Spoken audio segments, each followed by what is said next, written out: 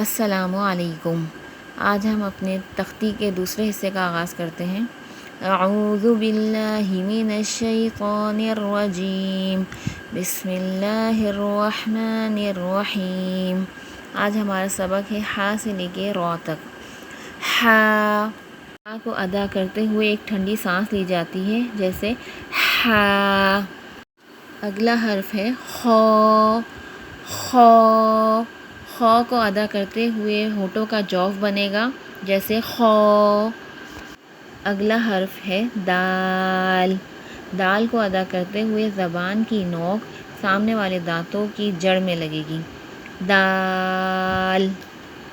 اگلا حرف ہے ذال۔ ذال نرمی والے حروف میں سے ہے اور اس کی ادائیگی کا طریقہ یہ ہے کہ زبان کی نوک جب اوپر والے دو دانتوں کے کنارے سے لگے تو ذال ادا ہوتا ہے۔ ہمارا اگلا حرف ہے را۔ را کو پر پڑھا جاتا ہے۔ جزاک اللہ خیرا۔